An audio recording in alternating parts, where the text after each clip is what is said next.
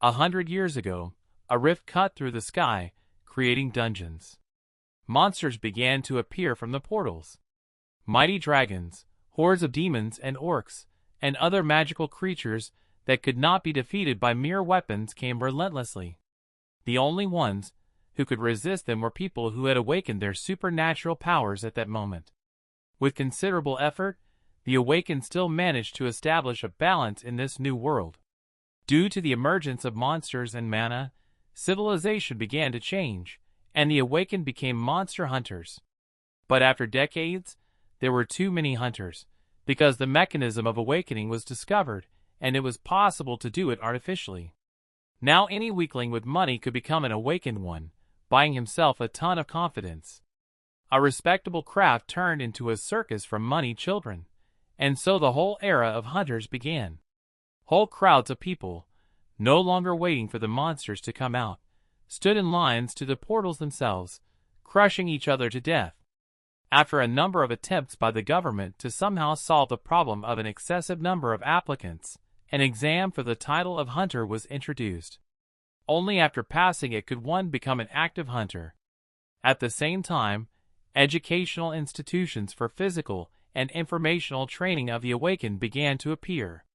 Over time, they grew into entire academies and provided everything necessary for such a craft. When he met a graduate of the academy, even the mighty dragon could not believe the human strength. The boy cut off his hand, inflicting many other severe wounds, and did not even gasp for breath, accusing him of narrow-mindedness. The monster refused to accept this and tried to hit the attacker with its tail, but the latter easily dodged it. The paw also missed, and the boy with the spear chopped down a giant column above the dragon, and it landed directly on the monster's head.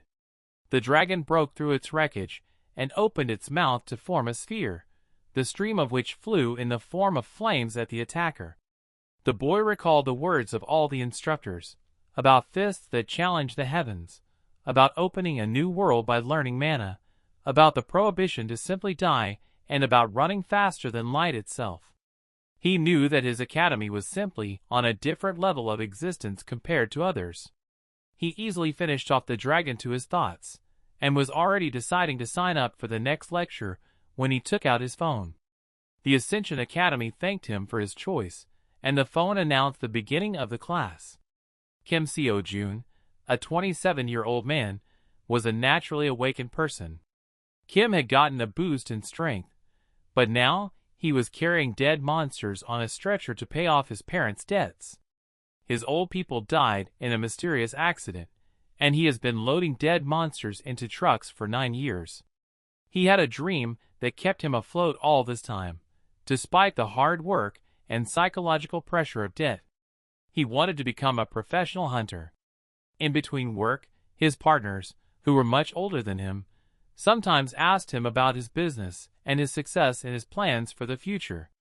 Kim told them that it was not easy to find a good academy, and at the same time, an inexpensive one.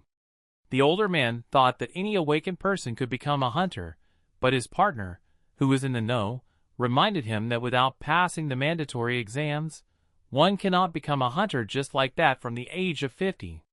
Over the years, active hunters began to teach at the academies, sharing their experience and revealing the intricacies of the business before someone had to risk their hide in battle and gain this knowledge with blood. Advertisements for such academies were everywhere, and there were always many applicants. Such institutions formed an unbridgeable gap between their students and ordinary, albeit awakened, people from the street. The times came when studying in such academies became compulsory, and not just for the sake of a mark. So Jun checked his phone balance, and finally he had saved enough money for 1 year at the academy. Although he wanted to find a better school, this money would not be enough. He was happy to have this opportunity. The next moment, his phone rang with an advertisement for a certain Transcendent Academy. This was the first time he had heard of it, so he decided to watch the ad, which pompously presented its best teachers and promised individualized lessons for each student. Excerpts of an interview with a 9th-level swordsman whose life was changed by an academy he hadn't expected, and the words of gratitude from a happy old sage to the same academy just tore him apart. He could not believe that someone could make such a stupid commercial. The website of this academy was the same as the others, but the names of the teachers were surprising, including Hercules and Merlin. Kim was curious to see people with such names and opened a video of one of the lectures. The monkey man, who called himself the Great Sage, presented his staff and said that it was not much different from an ordinary stick or spear. The lesson seemed normal, looking at the general concept. The man proposed to move from theory to practice by showing a technique. He skillfully demonstrated defensive actions, and the next moment showed a stance of attack. The tip of his staff was enveloped in electric charges, and his eyes shone. The teacher ordered to pierce the enemy with a single movement in the right place, and struck the rock. He shouted the spell pierce, and the next moment a huge hole appeared in the rock. Kim could not believe his eyes, and jumped up in surprise. He had never seen anything like this before, and the video did not look like a fake. Such power was impossible even for S-class hunters. The video ended, and an advertisement offered to sign up for the class. The boy immediately clicked on the recording, but received an error because he was not a member of the academy. The app offered to register an account and pay a membership fee. The registration fee would be calculated individually based on his situation. The guy didn't understand what kind of individual situation they were talking about. Even creating a simple account required money. The system calculated the payment and displayed the amount on the screen, warning about the possibility of fluctuations in the amount of payment for further lessons. Kim peered at the amount and counted the zeros in it. These charlatans were asking for all his money at the time. His partner loaded small monsters on the boy's back and asked if he was finally going to the academy, because he had also heard the advertisements. Now it was clear why Kim was in such a good mood. So the man wanted to know the name of the academy. The boy was going to the Ark because he had heard that the teachers there were good. His partner asked him not to forget him when he finally got there. The crane was unloading a giant minotaur, and his partner was laughing and dreaming that he would finally get a dragon after the boy. Kim promised that he would even be able to play soccer with the monster's skull, and headed for the car with the cargo in his backpack. Life could seem like a comedy if you looked too far away. But the next moment, one of the crane's chains snapped and the minotaur flew right at the boy, who only had time to call out. But life is really a tragedy when you look at it closely. When he woke up in the hospital, he listened to the doctor's report, which told him that the nerves in his legs had been necrotic. To really laugh genuinely in life, you must first accept all your pain. Because he had been awakened, his bones were wrapped around his nerves in an accelerated healing process, and an expensive operation was needed, which had to be done soon. The employer didn't want to hear anything about compensation, and was more concerned about the company's reputation. So he hushed up the case by handing the boy an envelope. The operation was to cost the entire amount that the boy had managed to save. Life demanded that he look far ahead, and that's what he did, working for 9 years at this hard job. All his savings were spent on the operation, and he had only those miserable 3,000 from the envelope. Kim was wondering if he could go through all this again, and at some point his phone rang. He received a message from the very same academy with a lame advertisement and an exorbitant membership fee. But the content of the message was surprising. It said that although the past of all students is always insignificant, there is now a special offer with a free pass. From that day on, Kim could not find this academy again, and then it appeared. The program transferred the down payment and demanded 3,000, taking into account the special situation. The guy was surprised by the new amount, because he was sure that last time they demanded as much as 40,000. He thought that that time it was all his money, and it seemed as if they were just trying to scam him out of everything he had. Kim decided to give it a try because he had nothing in his account anyway. After confirming his membership, the next moment the boy's envelope with money flew into the air, and bills started flying out of it, scaring the owner. A message on his phone congratulated the new student on his admission, and the next moment a miniature boy burst right out of the screen. While Kim marveled at the appearance of a creature right out of his phone, the boy asked the owner of the device for his name. He said he would be his mentor at the initial stage. Kim's jaw dropped, and he thought he had hit his head somewhere. The boy with pink eyes was called Mentor, and he was the mentor. Kim was surprised by this name given his status, but the boy kept repeating that he was mentor, his mentor. The boy asked if his mentor was not the same mentor as Odysseus, who turned out to be his first student. Many years have passed since Odysseus became transcendent, but he still occasionally contacts his mentor. In any case, their academy trains people who want to go beyond the capabilities of their race. Kim asked about the direction of the academy, because he wanted to join the hunters, and they are some kind of transcendents. But the kid assured him that he shouldn't even try to compare them, because they are on completely different levels. The boy tried to take the power of the S-class hunters as an example, but the kid said that their mentors could deal with them with one finger. The mentor asked to fill out a form on the phone, so that he could choose a specific area for development. The main areas of focus were combat, production, medicine, intelligence, and art.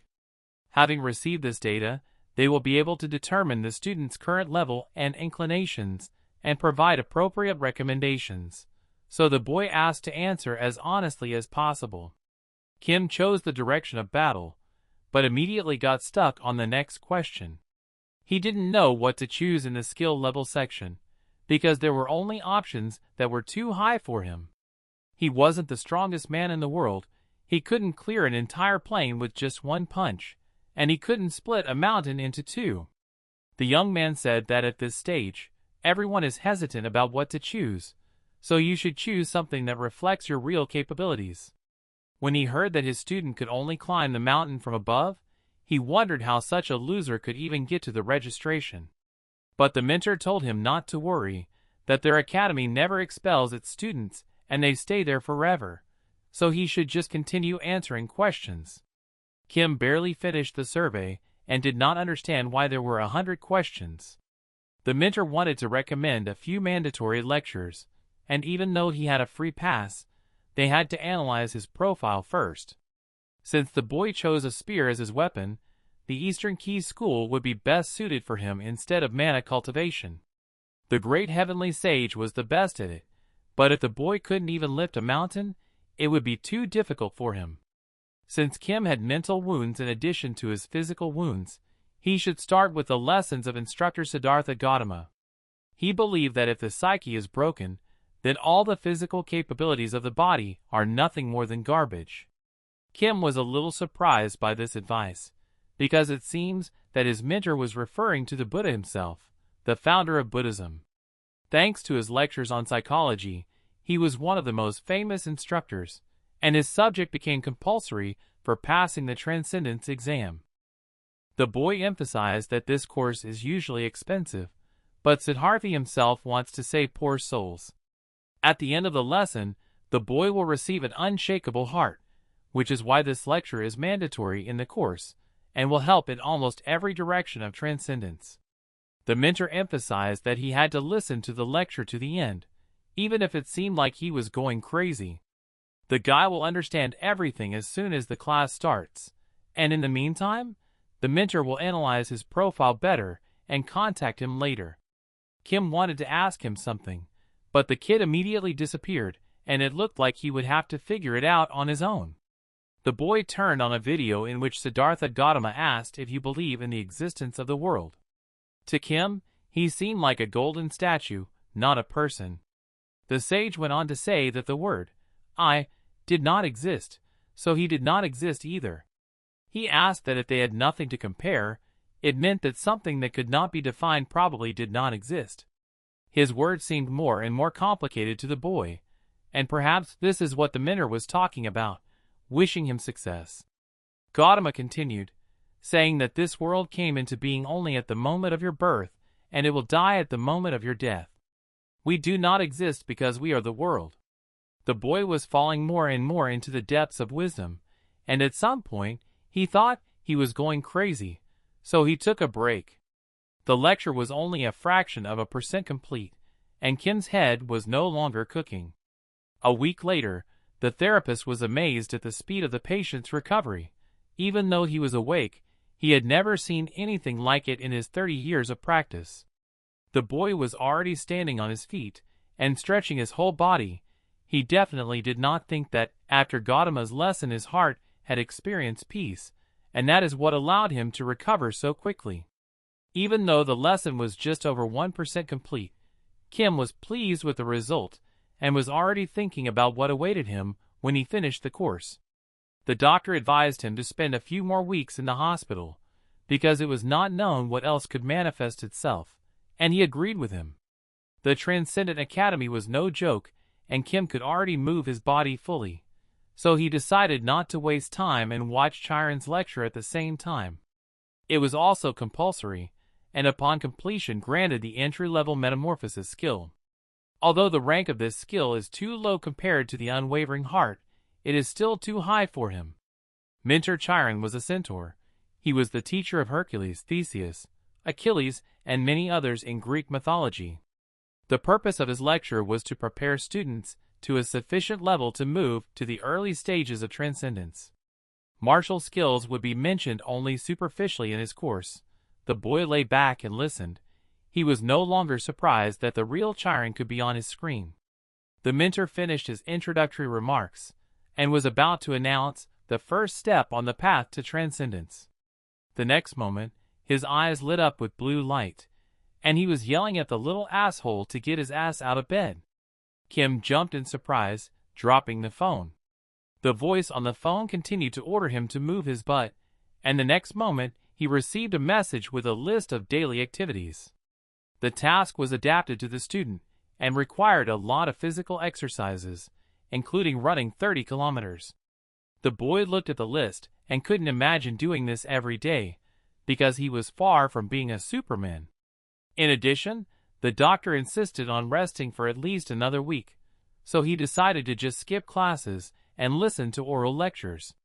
After choosing the next assignment, his phone suddenly started repeating that an incomplete assignment had been found, and he didn't understand how they could know about it.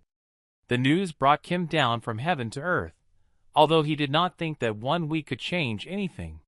He decided to listen to the Buddha's lectures, but this time the timer for his free pass was displayed in the window.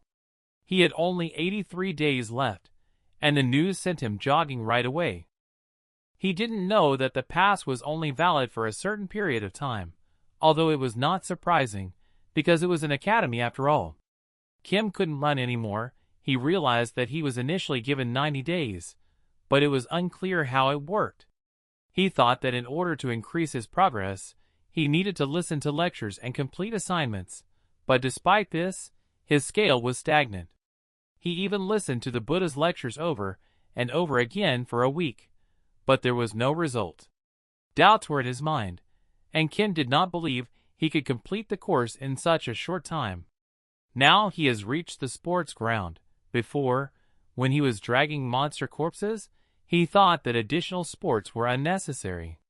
For 9 years, he had been dragging 70 kilograms of carcasses, and no additional training was needed.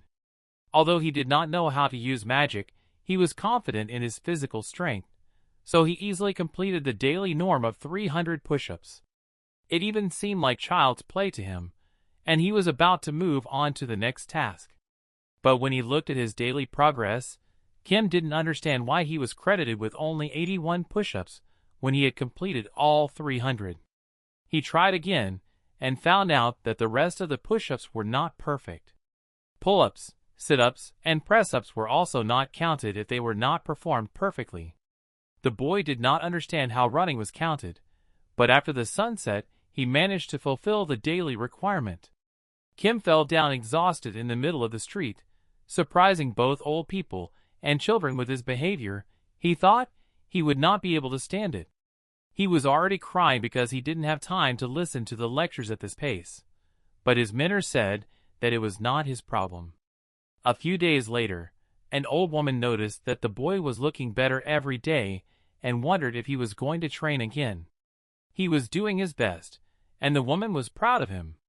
Meanwhile, The TV in the subway was broadcasting news about the discovery of a level 4 giant. He was found early in the morning, and it turned out that he was hibernating. The monster transportation service did not know this, and so the giant ended up in the city center, where it woke up. Although many people could have died, fortunately, one of the awakened ones was nearby, and he was able to prevent it. It turned out to be a student of the Jin Academy, and his grandmother was happy that the hunters had saved everyone again. She asked the boy if he was also awakened, and that maybe she would see him on TV one day. But Kim didn't think there was anyone on the news, although he caught a disgruntled look from a man reading a newspaper nearby. The guy said it was too hard to get into the hunt today. It was a 1 in a million chance. The old woman continued to watch the news and recalled that in her time everything was completely different. The man with the newspaper asked the boy if he was at least a student at the academy, and if not, he should quit training and just give up. He advised him not to waste his youth on achieving unrealizable dreams, because he would never become a hunter. The grandmother began to interrupt the man, not understanding how he could say such things to a young boy, but he assured her that he just wanted to help. Kim clenched his fist and said that he would decide what he wanted to become, although the man tried to continue, but the boy advised him to get on with his own life. The man kept shouting at the boy that he was rude and should listen to his elders, but Kim thought he was talking nonsense. Still, he is a student of the Transcendental Academy, and in just a week he felt a remarkable effect from the classes. He believed in his abilities and started running and promised himself to become a hunter. A dark-haired girl stood with a sword in front of 2 manticores and reproached her life for being tired of being a hunter. She did not even understand the essence of the academy. Everything was too expensive, there were almost no students, and standing on the corpses of chopped-up monsters, she thought that one could die of boredom. The boy got home and fell on the bed. Although he had been in the hospital for only 2 weeks, his small apartment seemed so cozy. He listened to the dripping of the leaking tap and thought that even though there was still a whole year before the exam, his account was completely empty. He had finished his daily assignment early today and hoped that this time he would be able to catch up on the lectures. When he chose the next task, Chiron was amused to find that his student had finally learned to walk. Although the boy thought he was a baby, his mentor said it was time to take the first steps. The centaur said that the first step to transcendence is feeling. That evening, the boy completed the course with almost 6%. The next morning Kim went to his old place of work.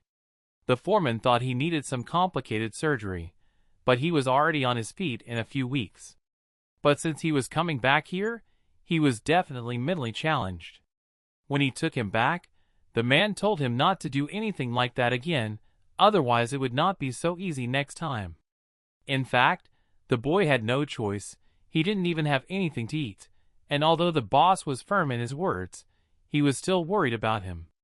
Kim took a pose in the construction trailer and thought about the money that everything revolved around. Without a job, he would not have food, but with a job, he would not be able to study. He wouldn't even be able to listen to the centaur's lectures without fulfilling his daily exercise requirement. Meanwhile, his old partner came into the trailer, but the boy didn't notice him because he decided to at least review the previous lectures and remember what his mentor had said. Chiron was talking about the key role of the 5 senses in combat. These were the familiar sight, hearing, smell, taste, and touch. Regardless of the sense, we first react to the stimulus, then recognize it, and only then draw a conclusion. The mentor thought these steps were unnecessary and too long, and he wanted to teach his students how to shorten and speed up this process as much as possible. Chiron said that the students would understand something more than their 5 senses. There was something hidden inside them, and it was the 6th sense. His partner came up behind him and jokingly wanted to kick the guy in the ass, saying that he should at least warn him that he was coming, because they hadn't seen each other for a long time. But the guy just dodged the blow without thinking about it. His partner wondered how he did it, because he didn't have any eyes on his back, but Kim was equally surprised. Their conversation was interrupted by the boss, who was driving them to work. His partner asked whether it was worth loading the boy's backpack full at once, because these monster remains weighed over 200 kilograms. Kim said it was fine, and carried the load with a smile. His partners could not handle such zeal, as it seemed that the boy was really okay after the incident with the Minotaur. Kim, on the other hand, felt a surge of energy against the background of the other workers, who were already going on a break. So he decided to at least complete his daily task, because he would have no time left after work.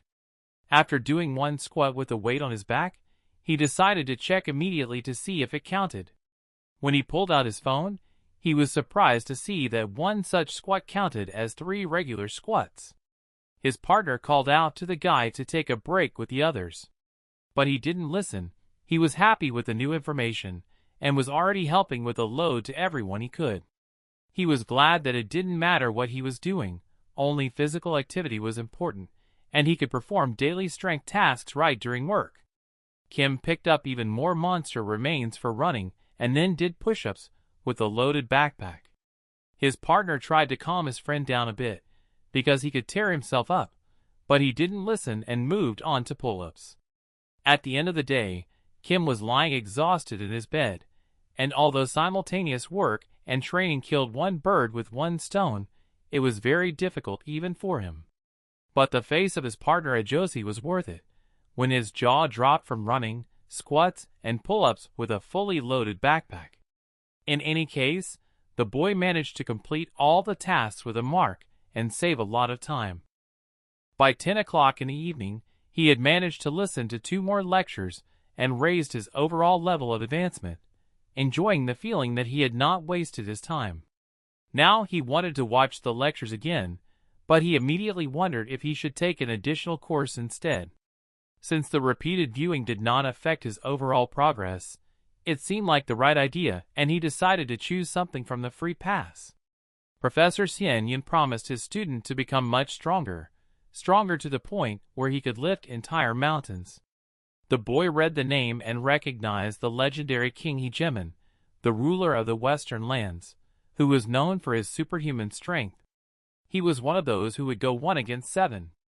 Upon completion of the course, the boy was to receive the skill of the mountain lifting spear, and since the course was free, he decided to register.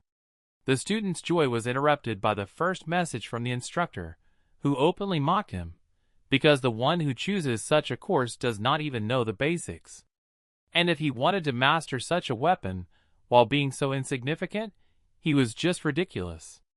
Nevertheless, he promised to teach me the art of the spear, and the instructor told me not to listen to that monkey with a stick and just wave my spear.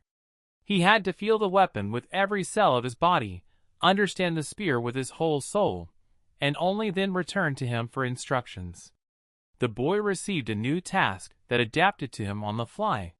He was surprised to see 0 out of 5,000 spear strokes, and because the instructor said only a few words during the entire lecture. In fact, every instructor thought he was a brat who was good for nothing, and every lecture began like this. The next day, the dark-haired girl with the sword asked Kim's boss about the company's affairs. He assured her that they had no problems, and that there had been no accidents due to good management. The girl was a B-class huntress.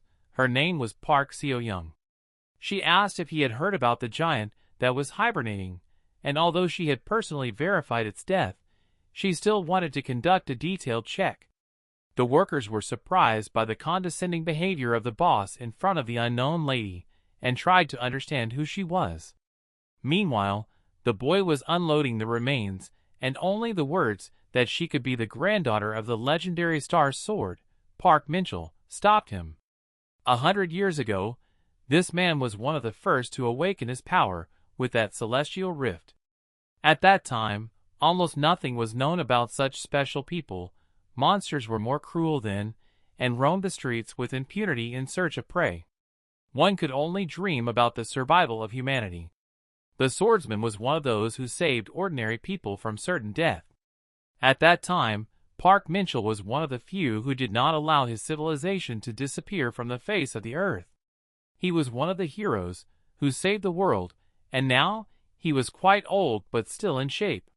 The old man could be a heavyweight in his field, and even now, he could compete with anyone. Kim finished his thoughts, because he didn't even care, and began to pick up as many manticore remnants as he could lift. The girl asked her boss what was wrong with this guy, but the boss told her to ignore it. While they were discussing that he had been like this for a week and must have gone crazy, the guy was doing squats with the load. His partner tried to talk to him and asked when he would finally calm down, but the guy kept doing squats and said that he just had to find out what would happen at the end of the course he had already started. Kim said that he really saw the point in these tasks, and his partner argued that the only point was that he would die faster. But if he had already brought the bodies, then let him dump them and get out of here. Kim happily promised to bring more, but the next moment he heard movement behind his partner. One of the manticores flew into the air, with severe wounds. It had escaped from the remains of the other monsters, and could even fly. The beast snarled at Ajos, who fell to the ground in surprise and fright. Meanwhile, the dark-haired girl was glad to be rid of her annoying boss, even though he had sent her to a boring office instead of the dirty playground with monster bodies. The other workers whispered about whether she was really the granddaughter of the Star Sword, and even though they were far away from her, she could hear them. The workers discussed her low skill level. For a granddaughter of a hero, she only had AB class. Although her grandfather was a hero to many, for her, it was a burden and a label she could not get rid of.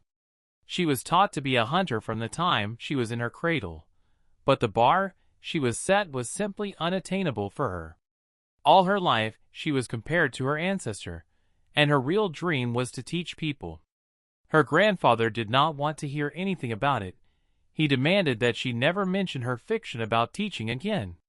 Because of his status, she could not live a normal life. Eventually, they came together somewhere in the middle, and she was able to found a hunter academy. But everything did not go according to her plan, because when people heard the name of the Star Sword and saw a girl, they decided that they were deceived and left. Even those who stayed could not stand the old man's threats, and left the academy as well. Because of all this, no one had even heard of her academy, and she dreamed of at least one worthy student who would change everything. It was at this moment that panic broke out, and the workers shouted to get out of here, because there was a monster on the site. His partner shouted to the boy to run away and save himself, but the boy realized that Ajosi was going to die. Neither a mere mortal, nor even an awakened one who cannot use magic, can defeat a fourth-level monster.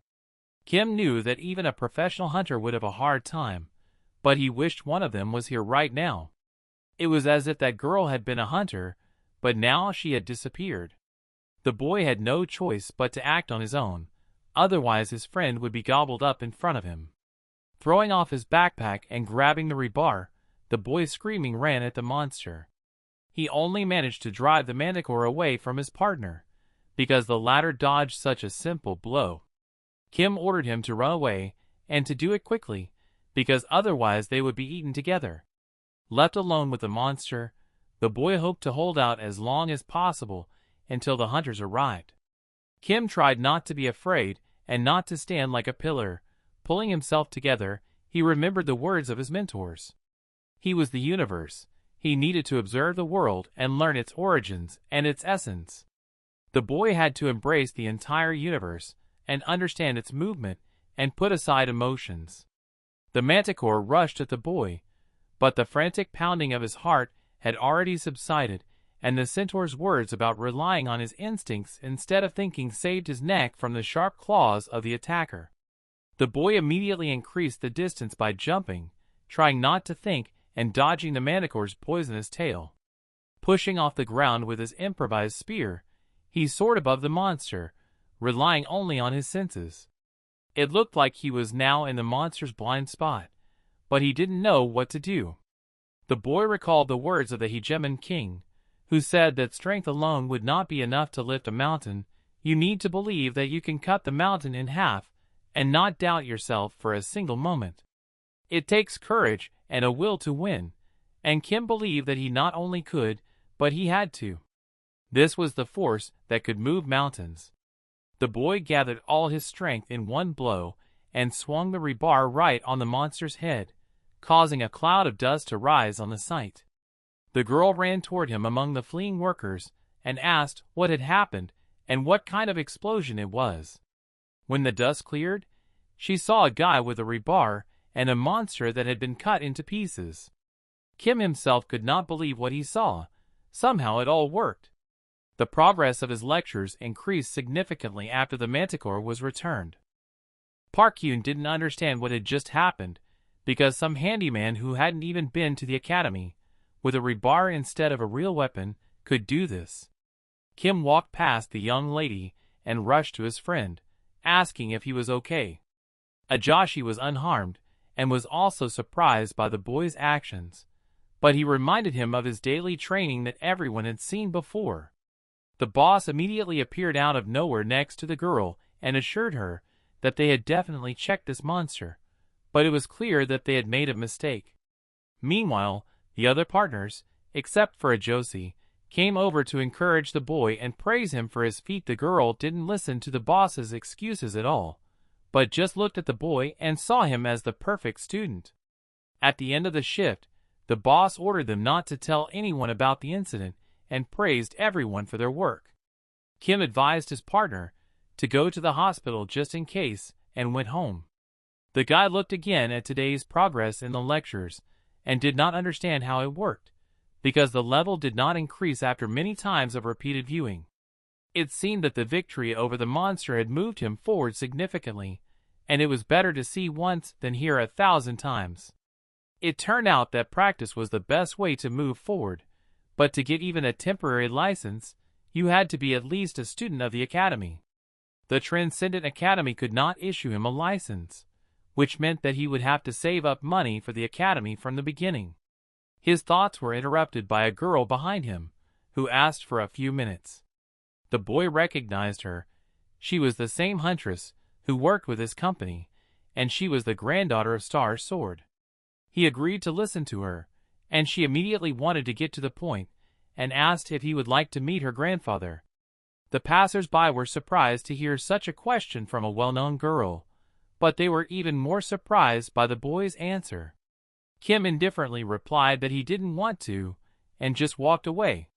The girl was sure of the opposite, and asked him to wait. The boy was going to get home as soon as possible and start listening to the lectures, because the sun was already setting. The dark-haired woman introduced herself, saying that she was 31 years old, and she reflected that she had never encountered anything like this before, and did not know how to behave. Kim listened to her proposal, and didn't understand why he would join an academy that was only on paper.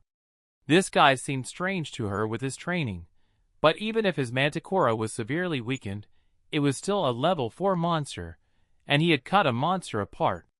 He was definitely going to become a hunter, and she tried to offer him equipment and everything he needed to train, even though she had no teachers, but she could be a mentor. Kim refused her anyway, saying that he did not need any mentors.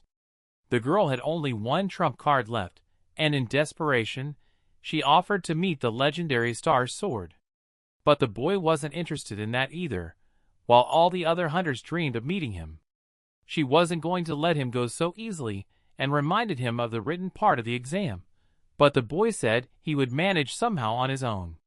Then the girl asked about the dungeon, which required a license to go to, and he was just wasting his time because he couldn't get one without being in the academy. Kim said that her academy doesn't matter anyway. Without government approval, she can't issue licenses. Yoon replied that her academy had already been approved and he could go to the dungeon tomorrow. Hearing this, the boy finally stopped. The girl decided not to let this moment pass and additionally offered him independent training, and she would provide him with a place to train and not charge him a single penny. The guy finally came back to her, but he didn't believe in free cheese and a mousetrap and wanted to know her true intentions. The dark-haired woman asked him to represent her academy at competitions until he became a hunter, and to tell her where he was studying. It was a very good offer, but Kim wanted to know why him. The girl told him that she saw potential in him, and that was enough for him, so he extended his hand to meet her. The next day his phone rang. His boss was fired from the company. Mr. Manchul was sure that it was because of the boy, and after killing the mantis, he did ask the dark-haired girl, who apologized for her short-sightedness, to refuse to work with their company because of his boss. He could not have imagined that he would be fired immediately, but he had to answer on the phone that he had nothing to do with it, and that the boss had probably quit on his own, not wanting to be held accountable for yesterday's incident. The woman did not believe that he could have left on his own, but the main thing was that he was no longer here, and it seemed that everyone was happy about it. Kim was on his way to the academy, where Yoon met him. She immediately handed him a temporary license that had been in effect since yesterday. At first, he was hesitant, but she really arranged everything very quickly, and even though he hadn't become a professional hunter yet, it was the first step towards his dream.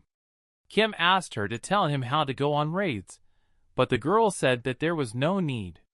She prepared different types of spears for the boy and asked him to choose the right one, and right after that they would go to the dungeon together. Yoon had already signed the contract because she thought he would be okay with it. They walked through the fenced area to the portal and entered. As soon as they were in the dungeon, a giant rat immediately rushed at them, but he was immediately hit in the head with a spearhead and fell to the ground. The boy, having finished the blow, asked why Yoon had gone with him, as she had allegedly promised to leave him alone. The girl promised not to interfere, but she could not leave her only student unattended. She proudly declared that such individual lessons were very rare for beginners, and the boy took it as an honor. Since it was his first time here, she would be his lifeline. There are only kobolds here, but he shouldn't relax. Even though they are only of the second level, they are good for training beginners.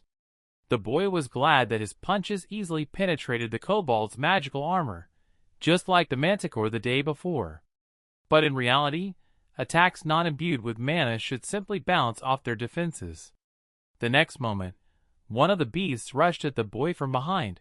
His mentor was already grabbing her sword and warning him of the danger, but the boy easily ducked under its jump and a second later hit the attacker with his spear. Although his attack should not have been so effective, his progress in the course increased even against such opponents, although not as much as from killing the manticore. While the boy gleefully stared at the phone screen, Yoon stood there with her sword half drawn, looking at him in surprise. Since he could make good money in the dungeons, he decided to speed up and attack several kobolds himself, reminding him of a video game with experience. When Kim returned from the dungeon, he was stuck on his phone again, sitting on the floor. She didn't understand what this fool was doing, and was even scared, because he was mumbling something about the need to stay away from Hydra venom. She didn't understand why he had been staring at his turned-off phone for several hours since he came home, ignoring her. But worse, the newcomer was slaying monsters like a trained professional. He even threw one of the monsters into her arms, since she was not doing anything, and grabbed the corpses of the others, and happily performed some exercises. The guy could have called a special service for this, but decided to carry the corpses himself to save money. Yoon realized that she could not hide her student from the old man for long, but it was too much for her. Kim tried to listen to some lectures even at midnight, and she was already doubting her choice. The next morning, the boy's face was shining. His bank account had grown significantly after one trip to the dungeon. It wasn't easy, because he had to carry the carcasses himself and process them himself, which surprised his mentor even more. It would have been fine, but it took too much time, and he never had time to listen to the lectures. Now he was thinking about offering cooperation to his work partner. The guy trusted him, and if he opened his own business, everyone would benefit. He had to decide what to do with the money he had earned. Although he could save it again, it would be better to spend it on something useful now. He was making good money clearing dungeons, and at the same time improving his progress in the lectures, but it was slower than he expected. He hadn't gotten any experience for his last kobold, and he needed a way to get stronger faster. Kim would like to crush mountains, like the great sage of heaven with his staff. Suddenly, In the middle of the street, he shouted Sun Wuken's name, which scared the passers-by. The boy was able to see only a part of his lecture, but at the time, he had no money and could not afford it. So he decided to enroll in the Monkey Man's course on the basics of staff and spear fighting. But the next moment, his enthusiasm waned as the phone showed a figure of 27 billion, which even a Class C hunter couldn't earn.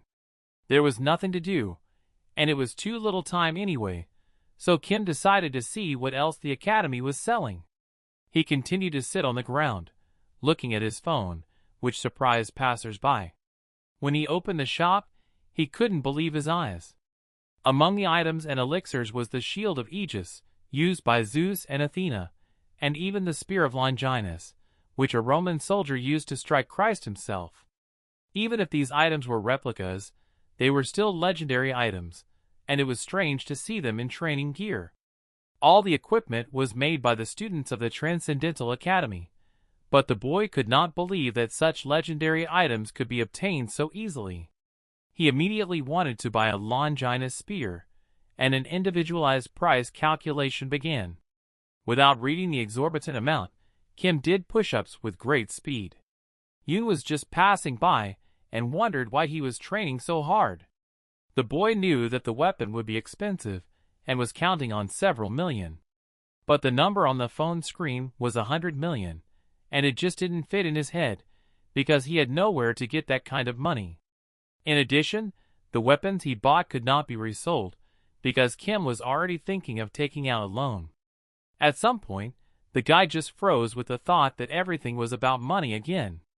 Even this 100 million was too much money, and what can we say about the value of the 27 billion exchange rate, which he would probably never see, nor the lectures of the great sage. The girl tried to get through to him and asked him to give her at least a minute.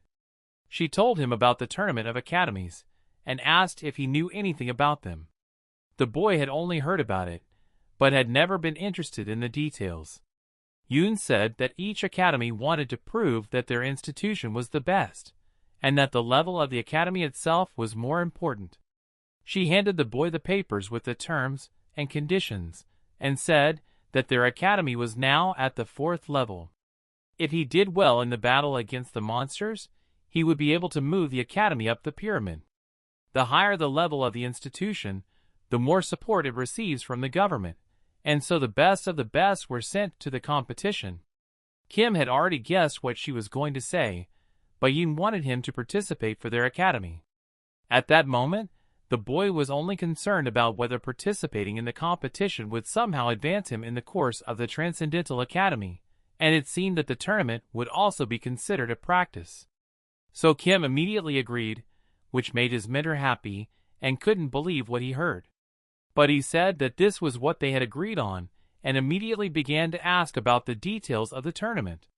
But until the tournament started, everything was kept secret, and as far as the girl knew, the winner would be the person with the most points for the raid and duel. The boy thought about dueling, because all he had experienced was one manticore and a bunch of kobolds, and he had no idea what awaited him in a battle with a human. There was nothing to do. He had signed up for it himself, but he didn't know if anyone would want to train with him. A good idea popped into his head, and the next moment his eyes were on his mentor. And since she was not doing anything, the boy asked if she would train with him. The girl picked up a training sword and did not understand what she was doing, and the boy was amused by her appearance. But it was a great opportunity in his opinion. Even if she was not a top-class warrior, she was still being trained by the Star Sword himself. Yoon took the fighting stance with complete seriousness, and the boy just started squealing with joy, because he had long wanted to know what she was capable of. She asked him if he knew she was a B-class huntress, and he asked her to give him a head start and prepare for battle. Yoon agreed, taking one hand off her sword and telling the boy to start as soon as he was ready. He rushed forward with his spear, shouting that such an offer was not to be refused, but the next moment his attack was easily deflected aside. She had expected something better, and though his movements were fast enough, they were still rash and his attacks were easily read. Yoon was already upset that she had overestimated him, because he had seemed more skilled in the dungeon. But the newcomer was only a newcomer, and it was unclear why he thought he could compete with her. The girl repelled another attack and was preparing to end the fight with a single blow by channeling mana into the blade of her weapon, but her sword was blocked by the spear. The boy could barely hold back the blow, gritting his teeth against the girl's heavy attack. She didn't understand how he did it, because his weapon should have just jumped out of his hands, and her sword was at his throat. Having held back his mentor's blow, the boy increased the distance by jumping, just like in the fight with the manticore. Kim wiped the blood from his lip and said that in this case he would fight to the fullest. He rushed into the attack, and his movements became faster and more precise at the same time. The boy had deliberately started with obvious attacks, as described in the lectures of the Transcendental Academy. Then he had to add distractions, but neither of them should be too obvious. His opponent is not a pillar, and after reading the movements will begin to change his tactics. Obvious strikes will be met with obvious blocks, and when the attack is repelled, you need to resort to a deceptive maneuver and open up. The boy has to repeat this until the opponent opens up for his real attack, and when the moment comes, he has to put all his strength into a single blow. The girl recognized the danger of his last blow by deflecting it, but the next moment, she screamed as her opponent lay dented into the wall. She unintentionally hit him with all her might without thinking, and was running to the student, who was still lying down. The boy got up and said he was fine, but in the end, he lost. Yun asked him if he really thought he could defeat a Class B hunter, and he agreed that it would not work to fight her like a monster. She didn't know how to react to this answer. At that moment, the boy's phone rang, and he was happy to see the progress of his course. As expected, the battle with his mentor had pushed him further, and he simultaneously asked if she was free for the tournament. Kim wanted to train when there were no raids, which surprised the girl. Even though he got beaten badly after the first training session, he immediately asked for another one and wanted to continue fighting with her. Now she thought of him differently. His strange behavior didn't matter because he was trying so hard.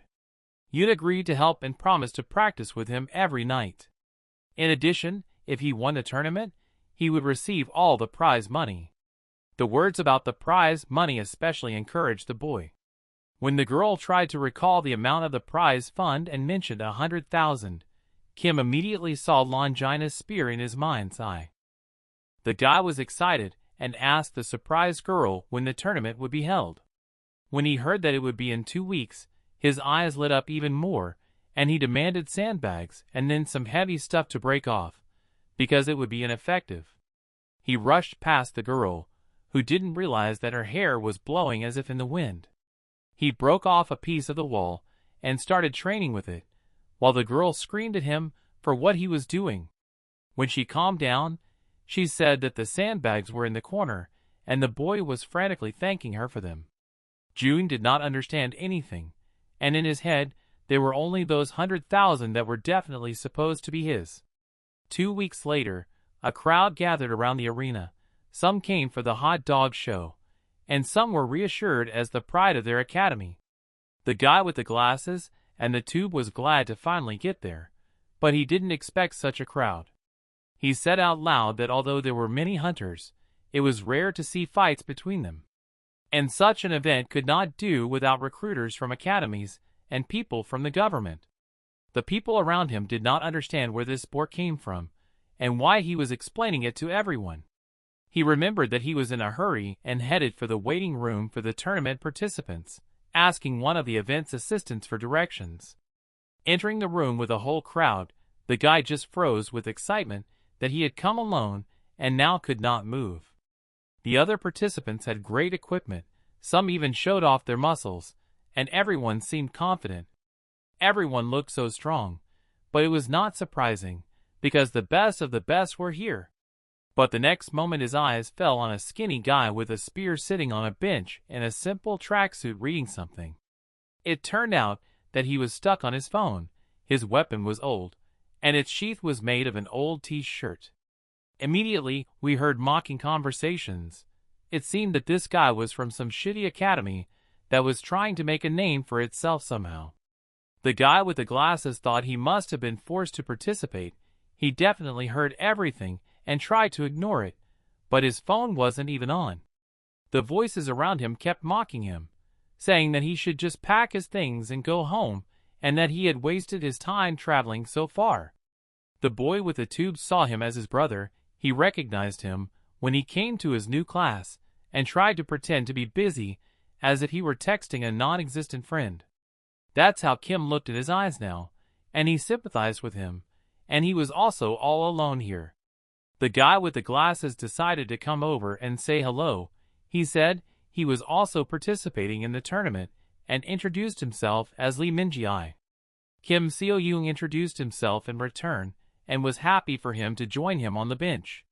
The new acquaintance seemed very young, and it looked like even high school students were participating in the competition. Meanwhile, one of the participants started shouting at the other, and Minji knew the thug in the helmet. He is a student of Gochuri Academy. Jang Park-chul was their hope. The guy relied on strength in everything, as indicated by his giant axe behind his shoulders and the way he spoke. He would yell at the guy across from him to finally get out when asked. The guy with the scar on his eye, whose name was Lee Chulmin, was not going to listen to him, and did not understand why he started the fight. It looked like his head was completely overgrown with muscles, since he started shouting. The guy with the glasses was talking about the best student at Mid Academy, the one with the scar on his eye, who fought with twin daggers. Kim looked at his new friend in surprise, and sincerely did not understand why he was telling him all this. He was probably one of those boring people who knew everything about everything. In the midst of the quarrel, another participant asked them to be quiet, and they immediately fell silent. A red-haired guy approached them and told them that they were not alone. It was a student of the Revenant Academy. Kim was amazed at how quickly he calmed them down, and his new friend told him that he was Lee Ju-hwan, and that he was actually the winner of this tournament. Kim was surprised to hear that he was the winner and not a participant. He usually doesn't take part in tournaments unless something happened at his academy, and he's here of his own free will, because he didn't see the point of fighting weaklings like them. But since he's here, the winner is obvious. The guy with the glasses asked if Kim had heard of the Star's Sword, and he said that there was probably no one who hadn't. Agreeing with this statement, the new friend said that the granddaughter of the Star's Sword himself had invited him to his academy, but he refused. Kim asked him if he was talking about Seo Joon, but he hadn't heard of him at all and continued to wonder about his level of self-confidence to turn down such a request. Kim knew the real reason for his refusal, because he didn't have any students, nor did any other teacher. The next moment, the red-haired man exploded in anger himself, kicking the trash can. He hated that he had to fight with such lowlifes. It was only his uncle's wish, but winning such a tournament would not bring him any recognition. An accidental victory over trash wouldn't make him any better. If he had only known how things would turn out, he would have accepted the offer of that damn granddaughter of the Star's Sword. He wasn't going to fall for her words about her great talent, and he didn't realize what kind of academy she had. But then he didn't realize that he could have just used her and then just gotten rid of her.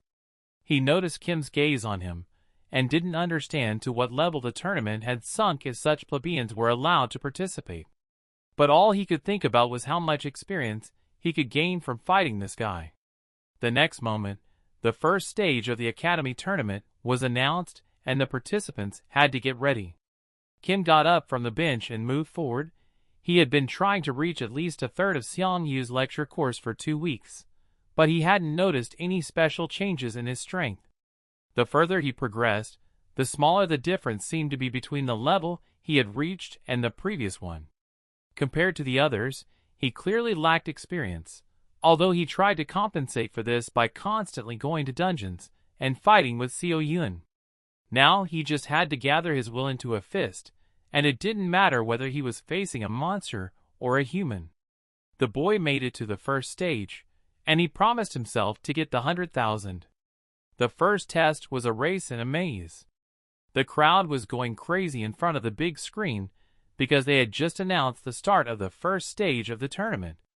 A guy with a camera was calling out to his friend that he was almost late, and he said that he could have chosen a seat not in the corner and bumped into a girl in a cap on the way.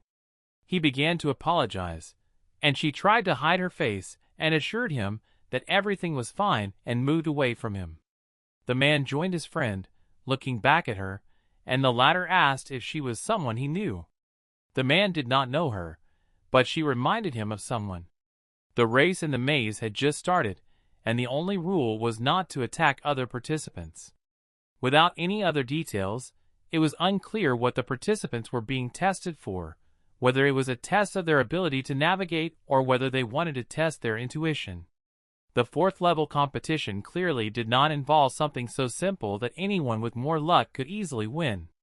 The friends thought that there must be some monsters there, and the next moment various creatures appeared on the screen near the participants.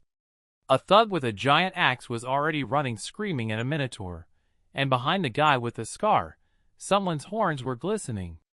The man remarked that this year's participants were quite strong, and the next moment the guy with the camera was shouting to his friend, Sungbei, to look at the other screen.